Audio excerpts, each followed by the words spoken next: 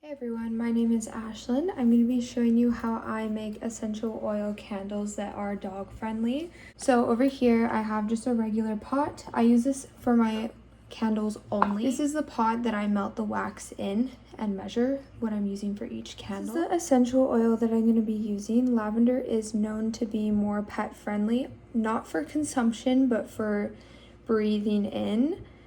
It is non-toxic to dogs, and this is just the brand that I've been using lately. We have our wick here. When you are figuring out which wick goes best with which candle jar, you do have to test it out because we want to make sure that the wick does melt the entire circumference of the candle so it doesn't burn a direct hole. Here is just my stir stick that I'm going to be using to mix the essential oils into the wax. Here is what I use to hold the wick in the jar. So I'll show you, I've already stuck mine in ready to go. So at the bottom I've attached my wick here, and then before I'm pouring the wax in, I'm going to put that just like that to keep the wick centered within the middle of the candle. Here is what I use to measure out the essential oil that I'm using. So I just have a food scale and then a little liquid measuring. This here is how I measure the temperature that I'm going to be pouring at. It's just a regular food temperature thermostat. Certain essential oils have certain burn points. Lavender, our flash point is 70 degrees Celsius. If we were to pour the essential oil into wax that was 80 degrees Celsius, it would burn off and then we would have no scent in our candle. So we want to make sure that we're pouring the essential oil in at 70 or below. And then back here, we're using soy wax. I prefer soy wax. You can use beeswax. The most common wax, it's a little bit harder, is paraffin wax.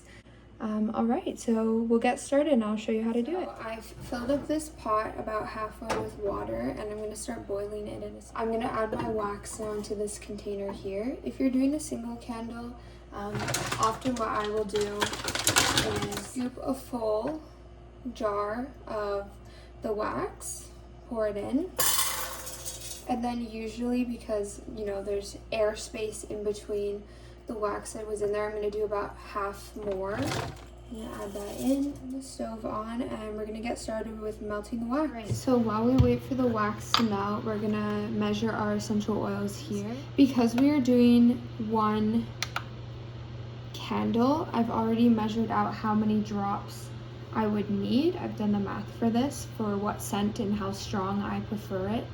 Usually when making candles, you have to play around with it for a little bit and figure out what scent and how strong it is best for you. So for me, I like about 45 drops.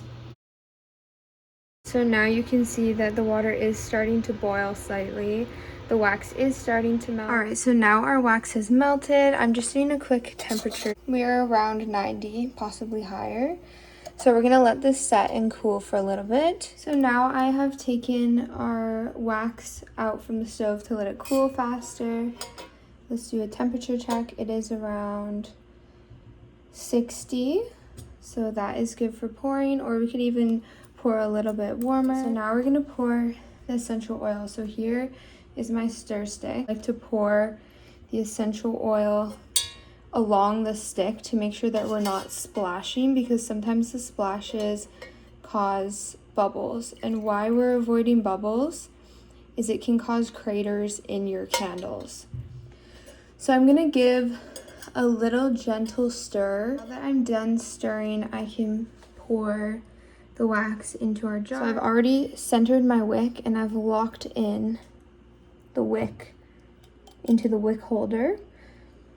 So now it should be sturdy, and I'm just gonna pour the wax in nice and slowly.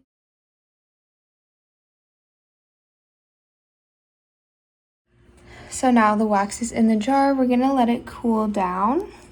All right, so now you should have a candle like this. This is my sticker. This is what I use when I give it out to people. Hope you enjoyed, and I hope you enjoy making your first or many candles.